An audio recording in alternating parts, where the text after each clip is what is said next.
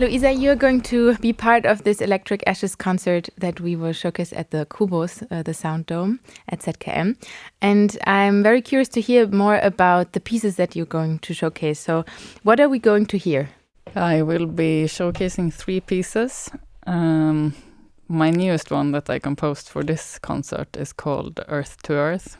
And it's a piece about snow, or like the climate, the world, how it's changing, and the feeling of sort of not feeling at home anymore because of the climate changing. And this springs out of me moving back to Tromsø in the north of Norway in autumn last year. So I've been living there for 6 months, and I wanted to record the sound of snow over time to see how it has changed compared to my memories. I mean, it's not a scientific inquiry, but it's more of an emotional investigation for myself, and see how that relates to the world around us. And so from November to March, I have done recordings. In November, I did it like every day in November and December, and then a bit more sporadically until now. I have recorded the sound of like the snow behind my house every day to see how it changes with temperature. And from that, I made this piece that is called Earth to Earth. And what kind of sonic intricacies are you interested in snow? Well, I think that when you grow up in a place that has snow half of the year, I can open the door and I can sort of hear what sort of day it is. And I realized that that's not an experience everyone has, of course, if you don't grow up with snow and know like how it changes every day. So I wanted to try to capture that and sort of convey that to an audience. And I mean, the most obvious one is that the sound changes a lot with temperature. So you can really hear easily if it's warm snow or cold snow. Well, it's always cold, but wet snow or dry snow is really, the differences that I tried to capture. What's the difference? Well, dry snow is more like porous, like a soft sound. You think of sort of flour. Okay, flour maybe doesn't make so much sound at all, but it's like psh, more like that. Whereas wet snow is more wet, is louder, is like harder, like more attacks in the sounds, and then you have like all different, in between this you can have wet snow that has become cold again, and then it becomes, of course, crunchy. So you can just from these sounds you can hear this timeline about what has happened to the snow. And how did this texture quality, but also this field work over this 6 months kind of influence you in thinking about ecological grief or this homesickness while you're home? Of course, it made me a lot more aware. Of course, I'm aware anyway, because that's why I wanted to make the piece. But working with it every day really made me focus on it and really made me think about it a lot. And I think I have a very close relationship to this particular winter, for example, that in the beginning it was very stable, more stable than it is usually. In sort of November and December it was this dry snow almost all the time, whereas now in March, which is normally our most sort of snow secure month of the year, it has been raining all the time and the snow has almost disappeared, it's difficult to capture in a piece sonically. But for me, doing this walk sort of like a ritual every day, I've been just seeing it as it has disappeared slowly, which is super scary and very sad, of course. Yeah.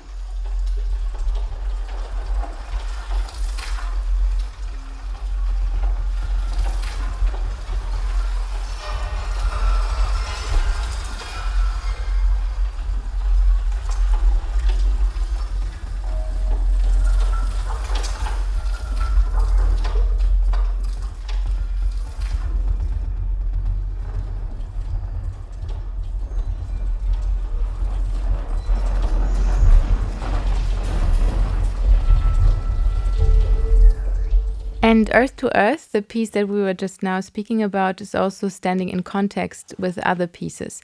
Can you tell us more about this relationship between them? Yeah, so another piece I'm presenting is Dust to Dust, which is a piece about death. And I see these all connecting because Earth to Earth is about the Earth dying. And before that, I was working with human death, and that is Dust to Dust. And Dust to Dust is a piece about decomposition of the body after we die. So I went quite deep into the science of what happens to the body after we die. And from that, I made the score. And from that, I made this composition about the bodily decomposition of after we die.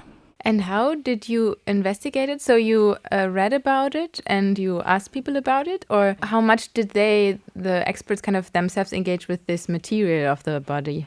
So it started with me contacting a forensic pathologist at the University in Stockholm. So I met with her and had like a very detailed talk about what actually happens. And that sort of, at first I wanted to work with death, but when I met her, she started to talk about all the things that happen after death. And she was so like enthusiastic about these processes after death. And I realized this is what I have to write about, like not death, but what happens after death, which is actually life, because it made it so clear to me that death is also, it's a cliche, but it is a starting point for a new beginning. And actually going into the material and seeing all these processes that unfold is like an amazing thing to see. And also I felt that it gave me sort of a closer connection to the cycle of life, which when we die, and in today's society we often get cremated or something, so these processes do not happen. But if we would die in sort of a natural way in nature, then that would be the starting point for all life that follows. And I think that's very beautiful.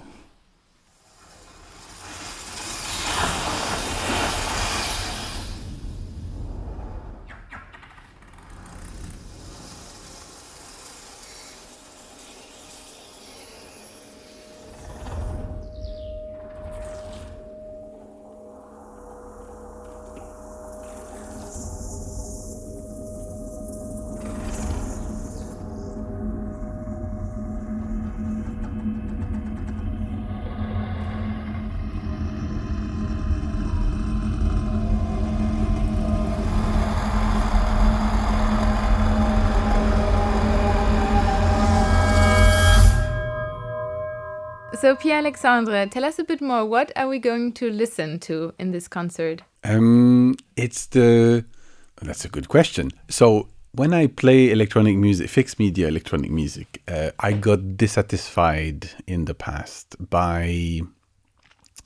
because I also do improvised music. So I got dissatisfied by the staticity of it all.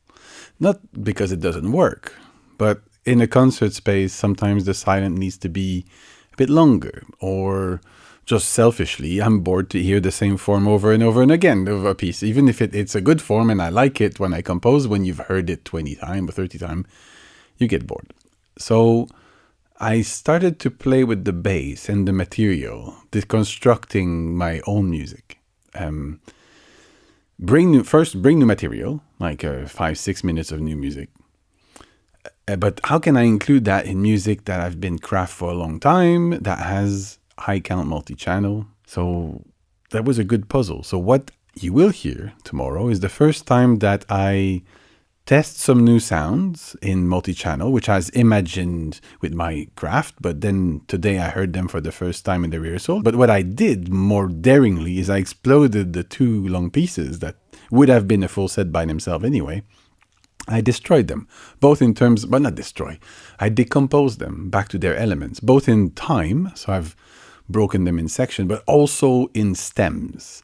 So there's I've been able to therefore hybridize a piece of 30. It's one piece of 35 minutes made in a dozen tableau, but all those tableaus are composed as one big piece. And we go from material that is seeded in minute 1, that is exploited in minute 23. And because I'm also fascinated in fixed media composition in general by the film editor, the concept of editing a timeline. We don't do storytelling in the kind of narrative way, but there's a sense of unfolding, and we have access to objects we can torture and manipulate and make express and sing and push forward and pull behind, and that's what I've tried to do. So the new material is mostly the bells from where I live now in Lugano. I live next to a bell tower, which gave me fantastic recordings,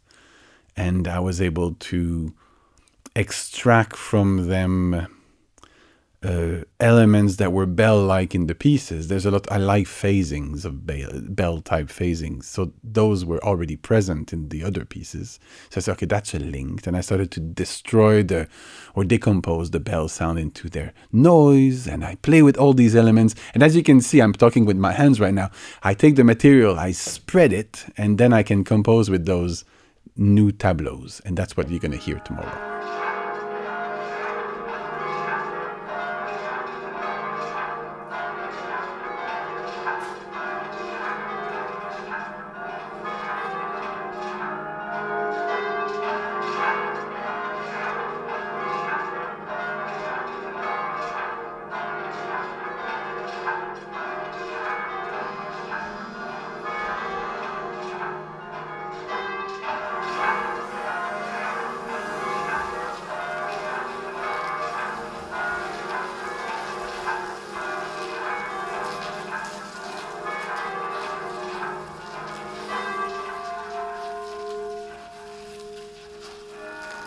And why were you already building on footage of the bells before? Like, what made you I guess I'm wondering what is actually the experience of a listener being in the space. Like, there is this decomposition, and where does it bring you as a composer back to these places? And how do these places for you get decomposed by listening to them again? I'm trying to actually remove the space from the bell. Everyone's had experience of bells, and at least in the Western Christian world, like big bells in rich towns is part of something. And Lugano is very rich, so there are beautiful bells nearby place. So these bells have got that for me. But what I was trying to do is, if I start with the bell, then it's betraying its poetry. So I start more with a kind of, what I like about bells is the very complex phasing they create, which you can get lost, a bit like waves. It's never the same, but it's always the same. And so I've tried to extract from the bell this kind of dance of attacks and of abstract rhythms, and then pads, the harmony. Bells, if you remove the attacks, you have this kind of wonderful rich chords when they tune the bell between themselves to create beatings. And so in the concert piece, we will have moments where we're within those resonance in a non-loud way, not invasive way. So I'm playing with the kind of harmonic and inharmonic resonances, and then the kind of rhythmical aspect. And eventually, now that I've said it's bell, it's obvious. But when you start to listen to the piece, there's a sound that triggers memory, but they're kind of uncanny until they resolve themselves by, let's call it a betrayal of the veil of the metaphor.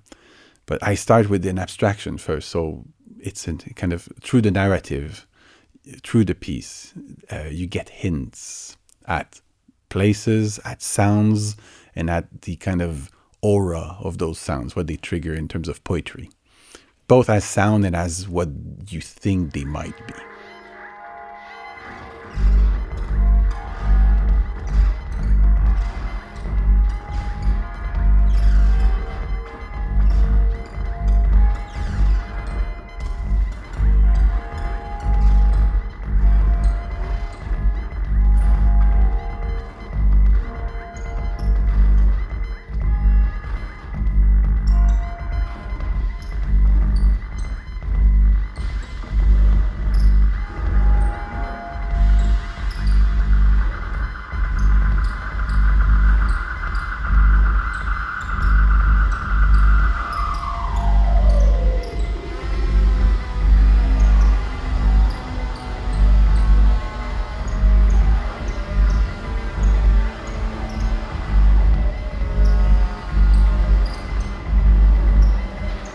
what do you think about kind of spatial sound in terms of this sweet spot of the listening being right in the middle, like this kind of politics of listening that this space brings?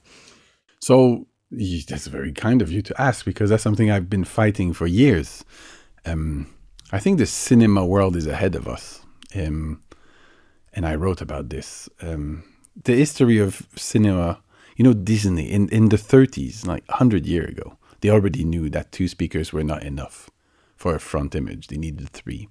So the cinema world always said, okay, how can we make a strong frontal image? We are oversampled in the frontal. So pretending that we hear as well from everywhere is a myth. But having the sweet spot as the one place for the king and the rest of the world can have whatever happens is also another thing I don't agree with.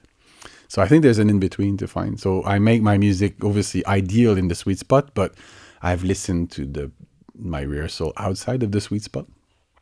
Check that what I hear at the desk, because in the end I will be at the back. I thought of maybe being at the front, but at this moment I will just be there for show. So I will be distracted, looking at emails, which is not good. So I better be at the back, but I made sure that the balance was good everywhere. The room allows this because I've composed the music as such. There's a lot of point sources. It's a front stage in terms of listening, so the seats will be placed that way, but everyone in the middle vaguely. So I would say about 80% of the people in the room will have something that absolutely works.